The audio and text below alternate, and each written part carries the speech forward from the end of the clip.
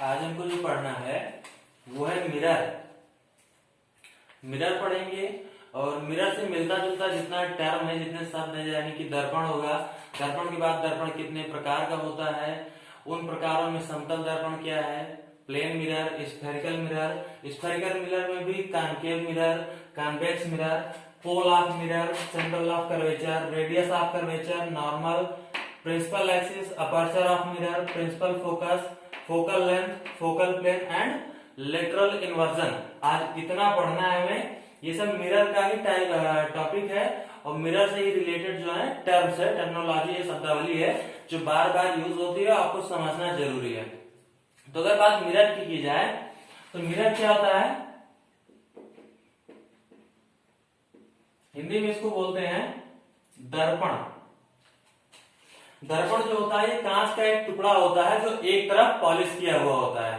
दर्पण की जो डिफिनेशन होती है, कहा जा सकता है कि यह कांच का एक टुकड़ा होता है जो एक तरफ क्या होता है, पॉलिश होता है, और दूसरी तरफ क्या होता है, इसके परावर्तक तल यानी कि रिफ्लेक्टिव सरफेस। इसके दूसरी तरफ क्या होता है, रिफ्लेक्टिव सरफेस, यानी कि यह कांच का एक टुकड़ा होता है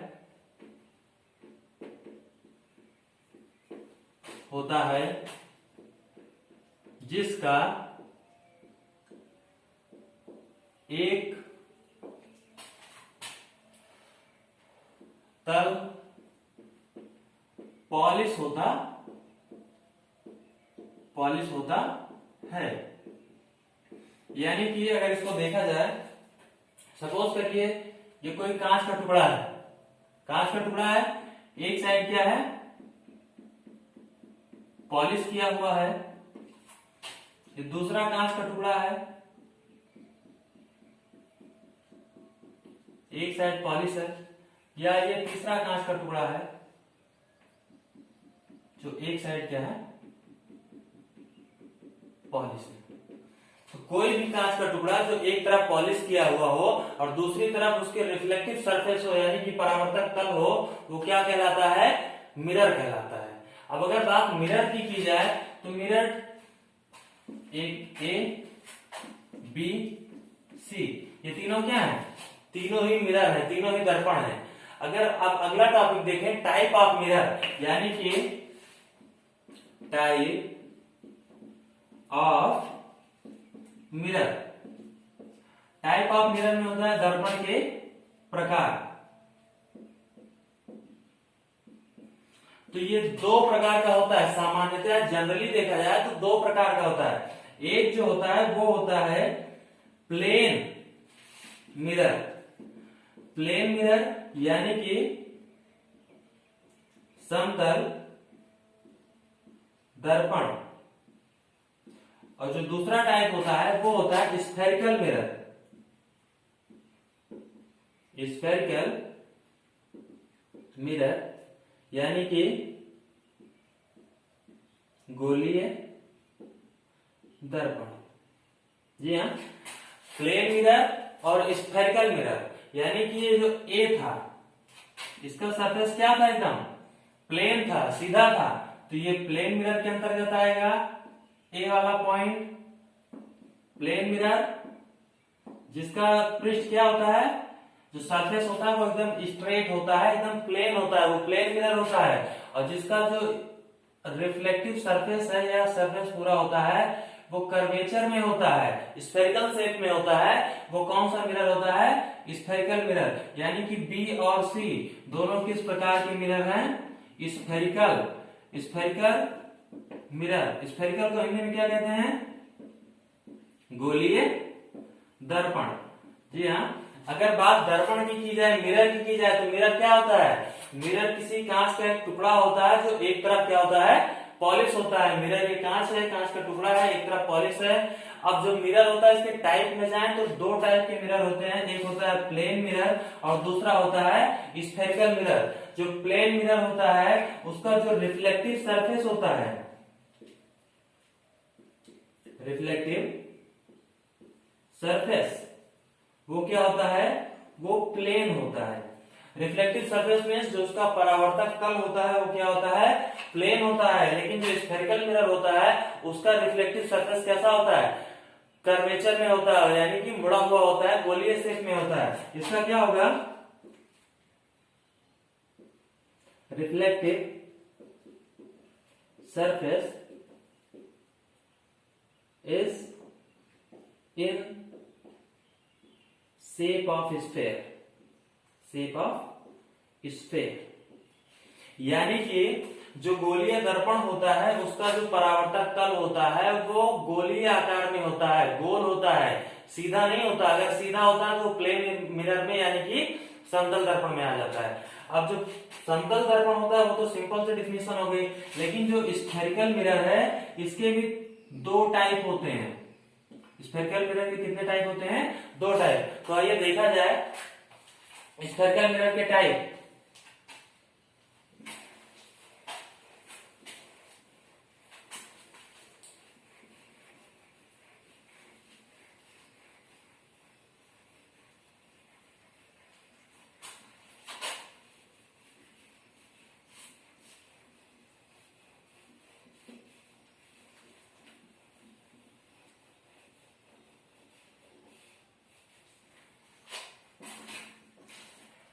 इसको एक डायग्राम से समझेंगे। डायग्राम क्या होता है, मिरर दो type, plane mirror, spherical mirror.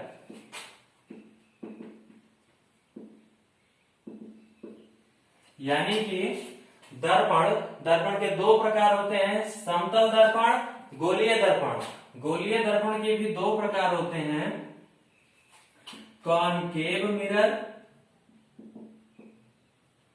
Convex mirror. यानी कि अवतल दर्पण,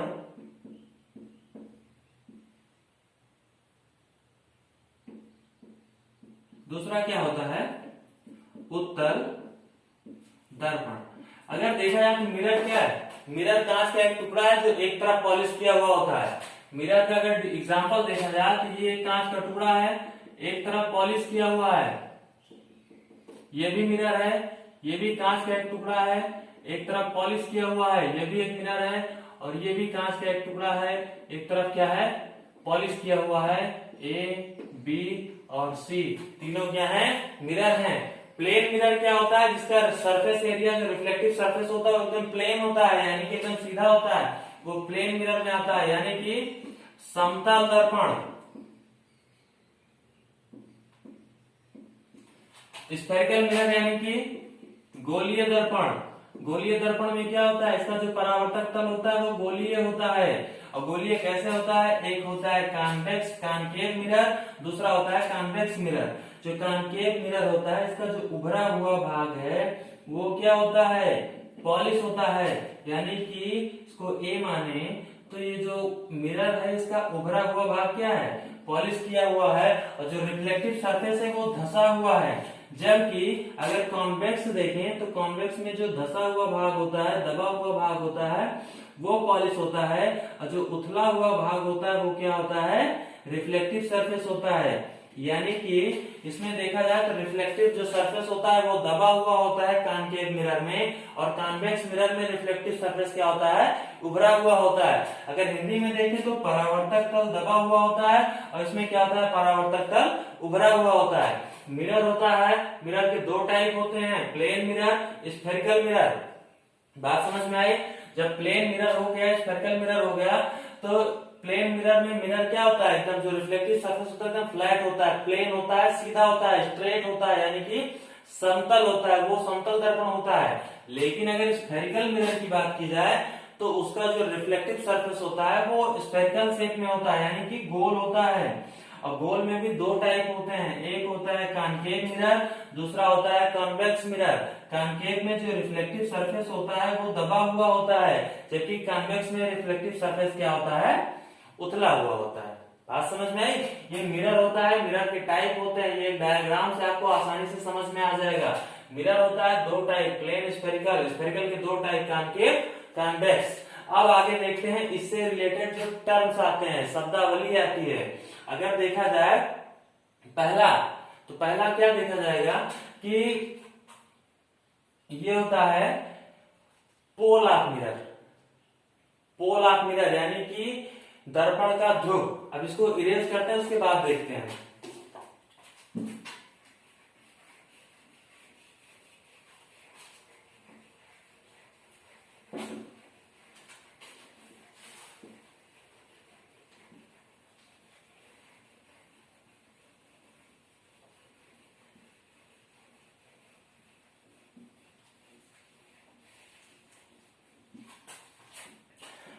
मिरर 3 टाइप का होता है, प्लेन,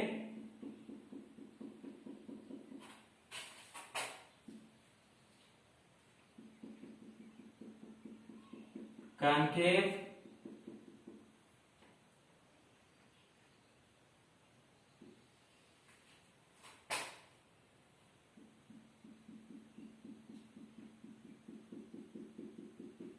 कॉन्वेक्स। ये क्या है आपका प्लेन मिरर है। समतल दर्पण ये क्या है कॉन्केव है, उत्तल दर्पण, और ये क्या है कॉन्वेक्स है, यानी कि ये अवतल दर्पण है, ये क्या है उत्तल दर्पण है। ओके, प्लेन यानी कि समतल दर्पण, कॉन्केव यानी कि अवतल दर्पण, और कॉन्वेक्स यानी कि उत्तल दर्पण। अब जो पोल ऑफ मिरर होता है, यानी कि पोल ऑफ मिरर, इसको हिंदी में कहते हैं दर्पण का ध्रुव।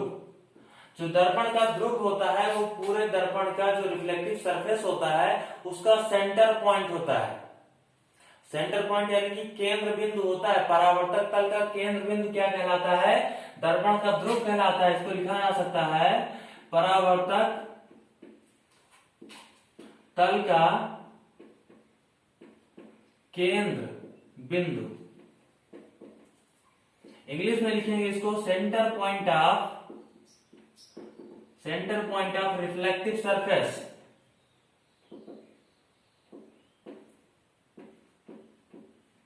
Centre point of reflective surface. अब आपको देखिए ये है क्या है, ये रिफ्लेक्टिव सरफेस है, इसका जो सेंटर पॉइंट है यही क्या होता है दर्पण का ध्रुव होता है। पोल ऑफ क्या होता है मिरर होता है। जो पोल ऑफ मिरर होता है इसको हम किससे डिनोट करते हैं, डिनोटेड बाई पी। इसको हम पी से लिखते हैं, ठीक है। अब अगर अगला टॉपिक देखें तो हमारा जो अगला टॉपिक है वो है पोल ऑफ मिरर, फिनिश हो गया। Centre of curvature, centre of curvature यानी कि पोल ऑफ मिरर इरेज करना होगा।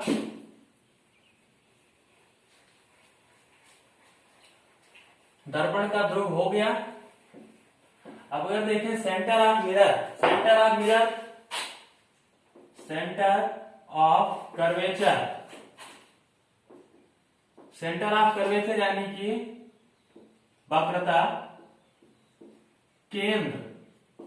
वक्रता केंद्र क्या होता है, आपका जो मिरर होता है इसको आप एक स्फेरिकल का स्फेयर के एक टुकड़ा मान के पूरा स्फेयर क्या है बनाइए। एक गोला का एक गोलखंड मान के इसको पूरा बना दीजिए। ये दूसरा वाला मिरर है, इसको भी एक गोले का टुकड़ा मान के पूरा गोला क्या कीजिए बना दीजिए। प्रॉपर गोल नहीं बना होगा लेकिन कंसीडर कीजिए कि गोला ही है। ओके,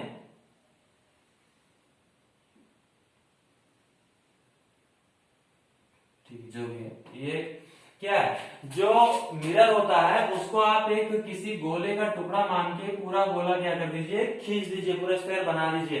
तो उसके बाद जो उस स्फेयर का सेंटर पॉइंट होता है वही क्या कहलाता है, इस स्फेयर का सेंटर पॉइंट क्या कहलाता है आपका सेंटर ऑफ कर्वेचर यानी कि वक्रता केंद्र। फिर से एक बार देखिए ध्यान से समझिए, जो वक्रता केंद्र होता है, जो दर्पण होता है, दर्पण को किसी गोले का एक टुकड़ा मान के पूरा गोला बना दीजिए। उसके बाद उस गोले का जो केंद्र होता है वही हमारा क्या होता है वक्रता केंद्र। इसको इंग्लिश में बोलते हैं सेंटर ऑफ कर्वेचर। ओके, अब आगे अगर बढ़े तो आगे हमारा radius of curvature. Radius of curvature यानी कि रेडियस ऑफ कर्वेचर वक्रता त्रिज्या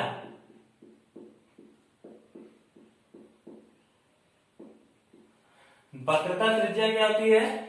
जो वक्रता केंद्र होता है, सेंटर पॉइंट होता है, सी होता है, वक्रता केंद्र को हम सी से डिनोट करते हैं, सी से पी, पी मीन्स पोल, वक्रता केंद्र से वक्रता दर्पण के ध्रुव तक के बीच की दूरी जो होती है वो क्या कहलाती है? वक्रता त्रिज्या कहलाती है। और जनरली इसे आर से डिनोट किया जाता है। किससे डिनोट किया जाता है? आर से। एक बार फिर से सुनिए, जो वक्रता त्रिज्या होती है वो वक्रता केंद्र और दर्पण के ध्रुव यानी कि P और C के बीच का क्या होता है? डिस्टेंस होता है। जो डिस्टेंस होता है वही क्या कहलाता है? आपका वक्रता त्रिज्या या रेडियस ऑफ कर्वेचर। और इसे किससे डिनोट करते हैं? इसे आर से डिनोट करते हैं। अब जो अगला टॉपिक है वो है नॉर्मल। नॉर्मल यानी कि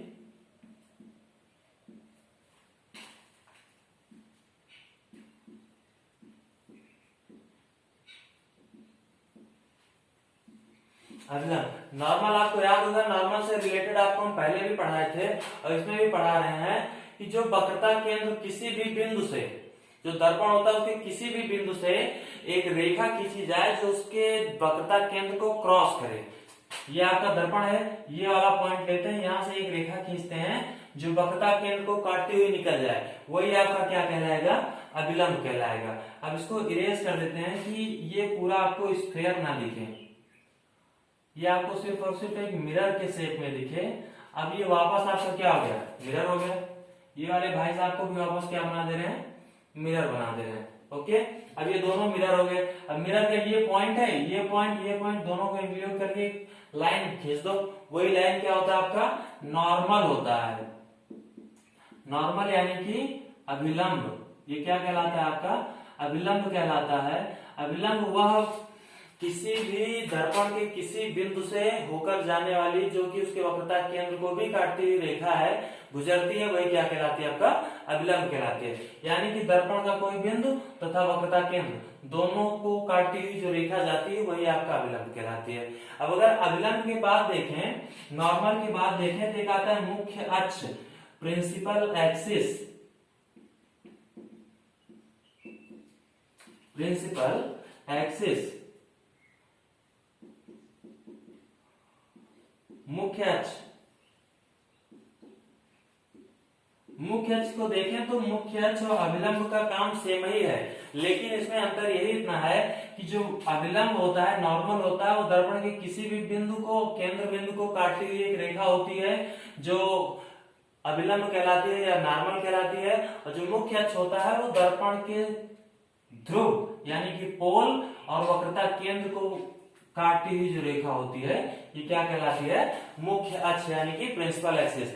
मैं एक बार फिर से कह रहा हूं, आप लोग ध्यान से सुनिए। इसमें क्या होता है कि जब दर्पण के किसी बिंदु से, दर्पण का कोई भी बिंदु होगा, ए होगा या बी होगा, उससे एक रेखा खींची जाती है जो उसके सेंटर से होकर गुजरती है, तो वो क्या कहलाती है? प्रिंसिपल और नॉर्मल कहलाती है। वो क्या कहलाती है? अभिलंब कहलाती है, नॉर्मल कहलाती है। लेकिन जब वही रेखा केंद्र, एक भाग उसका केंद्र को स्पर्श करे और दूसरा भाग यानी कि ध्रुव को स्पर्श कर ले, पी को, पोल को स्पर्श कर ले, तब वह रेखा नॉर्मल ना कहलाकर प्रिंसिपल एक्सिस कही जाती है। ओके, कंफ्यूज मत होइएगा। अब आगे बढ़ते हैं। आगे है aperture of mirror. Aperture of mirror means, इसको इरेज करते हैं तब बताएं।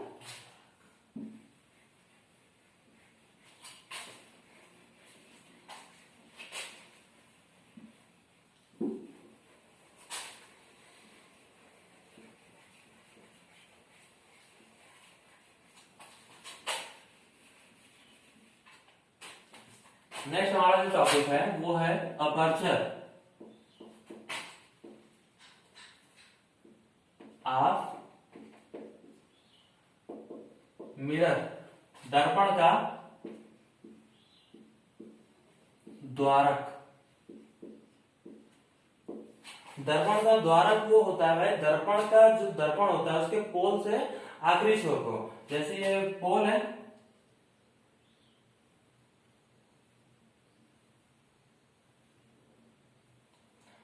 ये सेंटर बिंदु पॉइंट है, पोल है, पोल से लास्ट पॉइंट ये, इसको रेडियस मान के गोला खींच दिया जाए। क्या किया जाए? गोला खींच दिया जाए। आई रिपीट, आप लोग ध्यान से सुनिए, मैं दोहरा रहा हूं।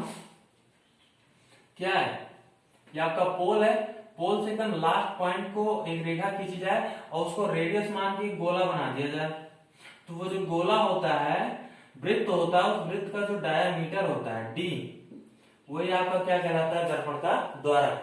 आप लोग फिर से सुनिए कि किसी भी दर्पण के पोल से और आखिरी छोर को अगर उसको त्रिज्या मानकर एक वृत्त खींच दिया जाए, तो सर्किल जब बना दिया जाए तो जो सर्किल का डायमीटर होता है, डायमीटर यानी कि उसका जो व्यास होता है, व्यास, वही व्यास आपका क्या कहलाता है, दर्पण का द्वारक, aperture of mirror. Aperture of mirror क्या होता है कि जो केंद्र बिंदु ध्रुव होता है, ध्रुव से दर्पण के आखिरी छोर के बीच की दूरी को त्रिज्या मानते हुए, ध्रुव से दर्पण के आखिरी छोर के बिंदु की दूरी को त्रिज्या मानते हुए उस त्रिज्या के अनुसार एक वृत्त खींचा जाए, तो उस वृत्त का जो डायमीटर होता है, जो व्यास होता है, वही आपका अपर्चर ऑफ मिरर यानी कि दर्पण का द्वारक कहलाता है। अब नेक्स्ट देखा जाए तो प्रिंसिपल फोकस, प्रिंसिपल फोकस, अगला हमारा टॉपिक है प्रिंसिपल फोकस। प्रिंसिपल फोकस को हिंदी में कहते हैं मुख्य फोकस। मुख्य फोकस, मुख्य फोकस क्या होता है, दर्पण है,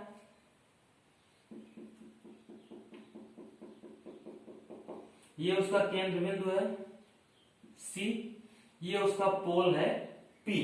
तो केंद्र बिंदु सी और पोल पी, इसके बीच की जो डिस्टेंस है उसका आधा भाग, जो मध्य बिंदु होता है, वही क्या कहलाता है, प्रिंसिपल फोकस, यानी कि centre point of, middle point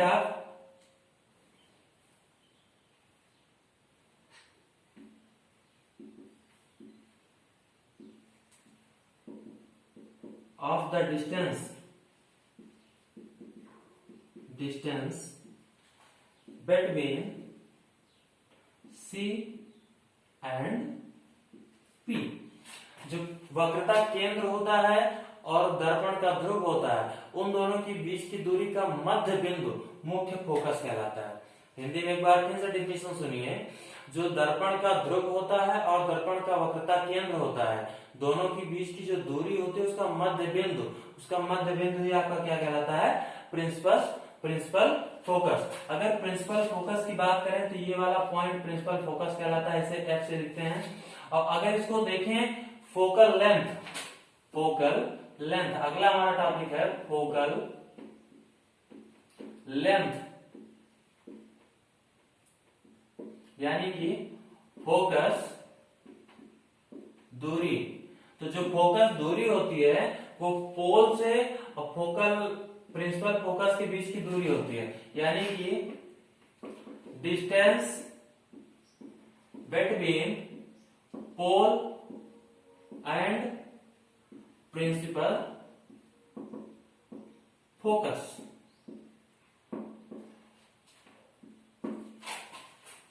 focus, principal focus और फोकल लेंथ में एक डिफरेंस होता है।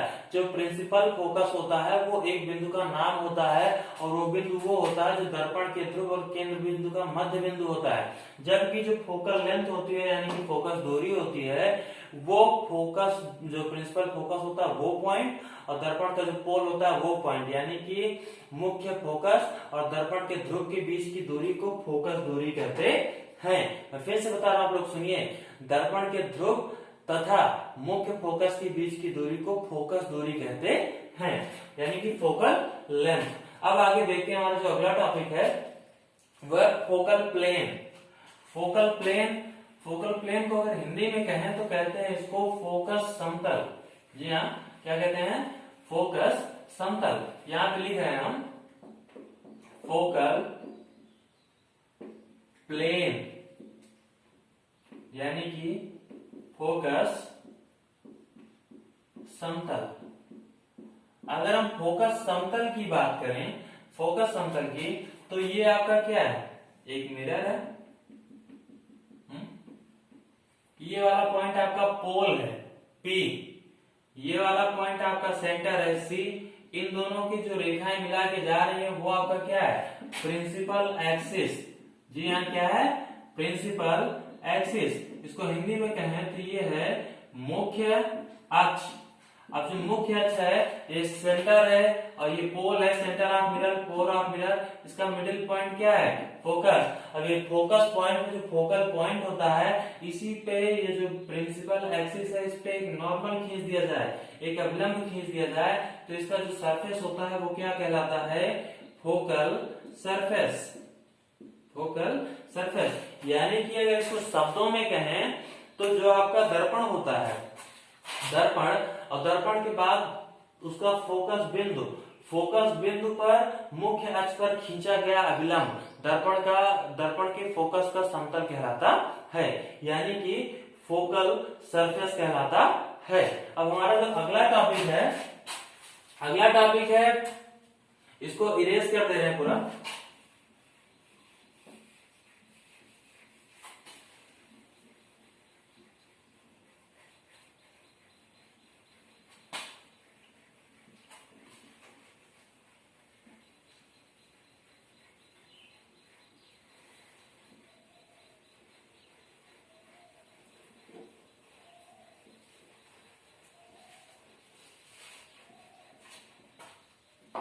ये एक इंसिडेंट है, घटना है,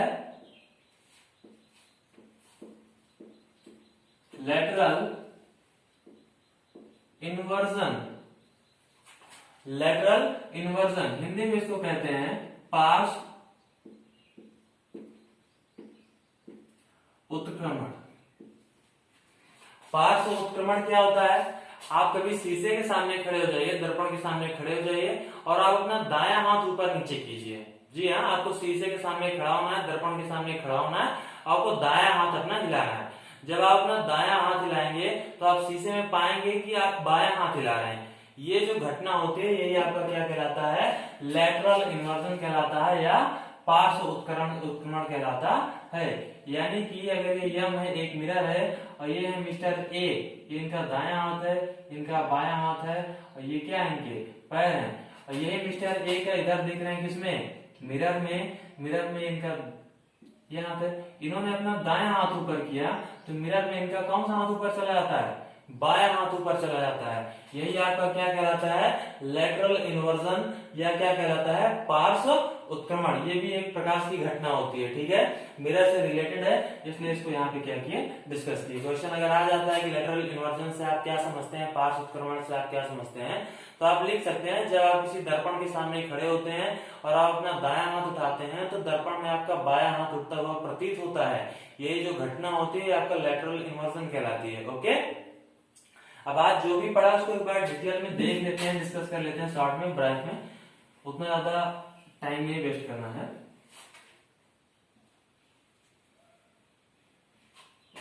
सबसे पहले हम लोगों ने क्या पढ़ा था? मिरर, यानी कि मिरर ये दो टाइप का होता है, एक होता है प्लेन, दूसरा होता है स्फेरिकल। जो प्लेन होता है वो तो उतना ही रहता है, प्लेन स्फेरिकल भी दो हो जाता है, concave convex. Concave convex mirror में इतना ही आपका मिरर का टॉपिक है, इतना हम लोगों ने पढ़ा।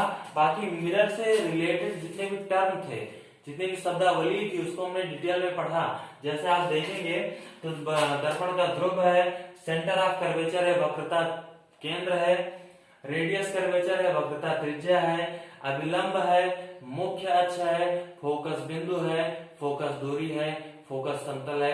ये सारी चीजें हमने आज डिस्कस की हैं। अब कल जो हम लोग पढ़ेंगे वो होगा इमेज फॉर्मेशन।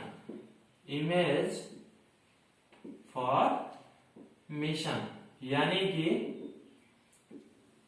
प्रतिबिंबों का बनना। जब दर्पण पढ़ लिए तो दर्पण में प्रतिबिंब देखते हैं, तो दर्पण क्या है? प्रतिबिंब ही तो आएगा। अब हमें नेक्स्ट टॉपिक में डिस्कस करना है कि जो प्रतिबिंब होता है वो कैसे बनता है, वो अगले वीडियो में रहेगा। ये वाला आप लोगों को एक बार में नहीं समझ में आता है, 2 बार देखना है, 3 बार देखना है, लेकिन मिरर से रिलेटेड जितने भी टर्म है उसको दिमाग में समझ लीजिए, एकदम बैठा लीजिए, उसको भूलना नहीं है, समझना है, रटना भी नहीं है, समझना है। इसलिए डिफिनीशन लिखने पे ज्यादा जोर नहीं दिया गया है, समझाने पे ज्यादा फोकस किया गया है। ओके, तो आगे मिलते हैं इमेज फॉर्मेशन के साथ।